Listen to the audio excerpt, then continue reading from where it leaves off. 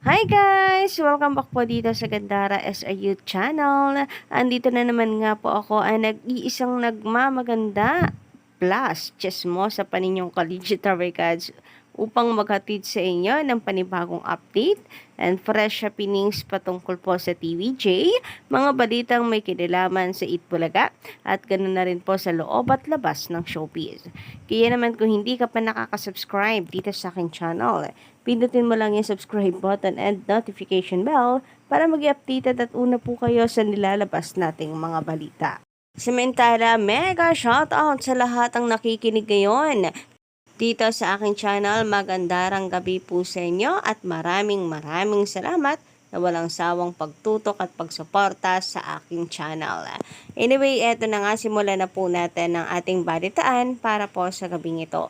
So, ang mainit nga po nating topic para po sa gabing ito ay pumapatungkol nga po dito sa segment ng TVJ na Gimme 5. So, alam nyo ba, Collegiate Records, na meron pong nag-call out?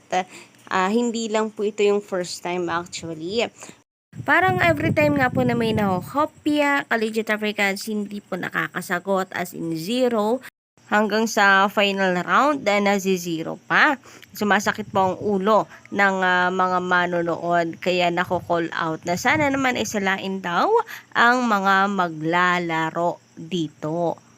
Meron pa nga po nagsasabi na hindi na daw talaga dapat tawagin na Pinoy henyo ito or laro ng mga henyo.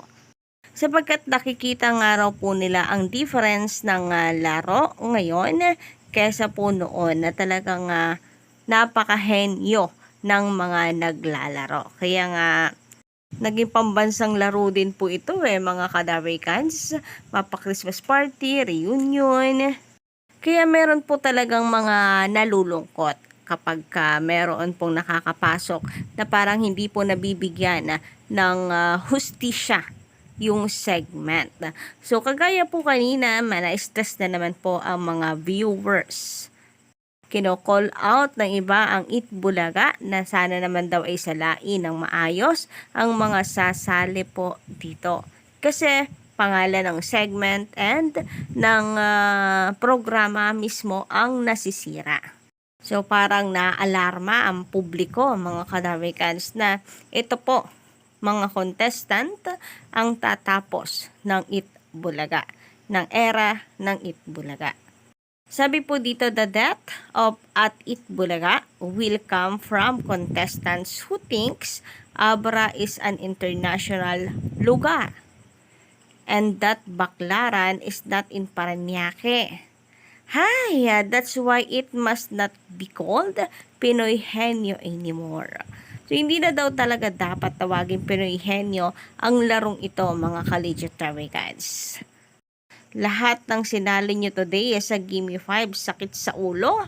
Paano nakapasok sa audit? Yan. And kung makikita nyo dito, nakatagpo ang Itbulaga TVJ with the hashtag Itbulaga TV5. Kung kayo ba guys, agree din po ba kayo patungkol po dito? So, hindi po ito para idaw ng EB, but para po sa ikagaganda po ng programa po natin.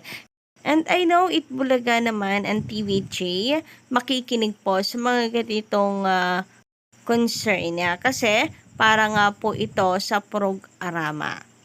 Samantala, ito naman Kadarikans, mula po ito sa mga comments doon sa live stream ng TVJ. Mga team replay, hay nako, konsumisyon talaga.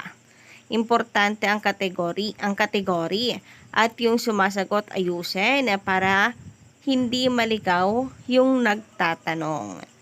Well, at least ngayon, Collegiate Records, nakakatawa yung nangyari at nadala po ng Itbulaga yung pangyayari kanina na kung saan talagang zero po ay nakuha hanggang sa final round. I mean, talagang na-handle po ng maayos ng TVJ yung ganitong pangyayari sa Gimme 5 kanina. So, bukod dito, Collegiate Records, nais ko pong i-appreciate yung hosting skills talaga ng mga Darwicans, no? Na yung negative vibes, collegiate Darwicans, talagang ano po nila, naliliko, na-turn into positive and good vibes. So, nais ko pong i-appreciate yun, collegiate Darwicans, and nabigyan ng pansin. Anyway, marami pa yung mga komento guys, so hindi na po natin maisa-isa. Merong nai-stress sa puro pwede daw lamang ang alam na salita. Parang si Boss Joey nga daw, meron pa ako nabasa na parang si Boss Joey pipitik na, pero pinanatiling kalmado ang sarili at itinurn nga po ang situation into good vibes. Samantala, meron naman pong nakapasok dito sa ating channel, ano, sabi dito, hindi natataas ang ratings ng Itbulaga. Mga boring ang segment. Matatanda na nga, gagawa pa sila ng lola-lola. Akala siguro nila, mababalik pa ang kalyeserye. Malabo na yan. Iba na ngayon ang mga kabataan. Mga kabataan na ang nanonood sa social media. Real talk lang tayo. Wala na kabuhay-buhay ang segment ng Itbulaga, corny pa. Grabe, ito hindi na po ito pure concern comments Ito po yung pure bashing comments. Collegiate Darwicans mula kay Joey Flaviano. Grabe naman po kayo, Sir Joey Flaviano. Makabash naman po kayo sa Itbulaga. Bakit hindi po kayo magtutok at mag-focus sa inyong It Showtime, no? Naboboringan pala kayo pero may oras kayo para sumilip sa Itbulaga at para po sa vlogs na hindi naman po para sa inyo. Meron kayong oras tumambay sa channel na hindi naman para po sa inyo.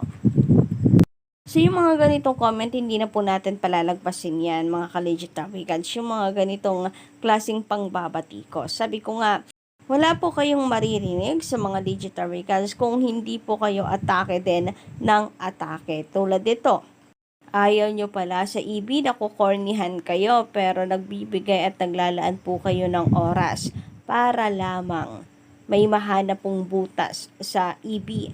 Grabe nga naman yun, napakayaman nyo naman sa oras.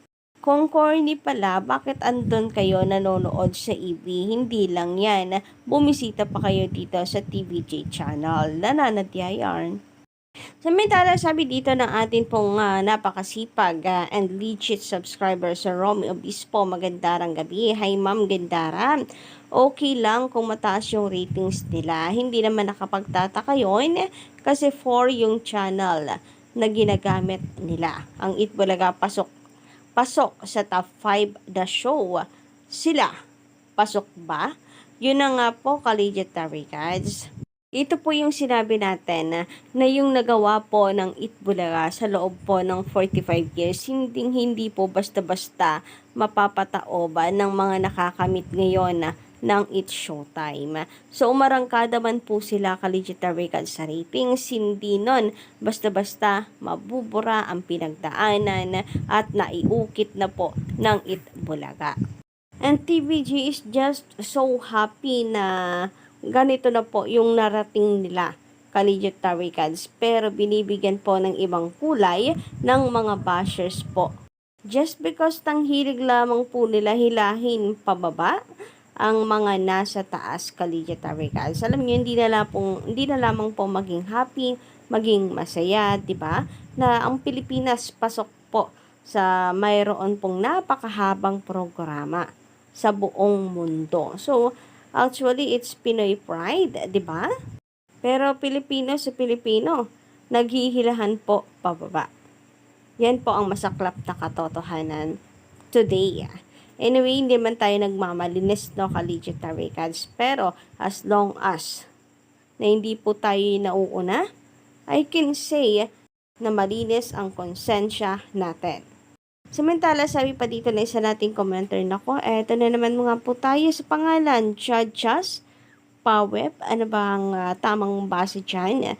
Kaya lang mataas ang ratings nila kasi yung kapamilya at kapuso viewers nagsanib. Nagsanib puwersa. Ilan lang ang sagap ng TV5 compare sa GMA. Ayun na nga po mas maliit na nga po ang reach ng TV5 humakot pa po ng tropa ang GMA Network. So, 1v1 na lang. Kapag rich po ang tatanungin natin ay talo ang TV5. Samahan nyo pa ng GTV A2C at iba pa pong channel. So, napakalaki po ng diferensya. 'Di ba? But anyway, at least tayo po ay nakikipaglaban. And then nakikita naman po natin na ganun pa rin ang viewers po ng Eat Bulaga. Anyway, yun lang po muna ang aking update sa gabing ito. Don't forget to click the subscribe button and notification bell for more updates.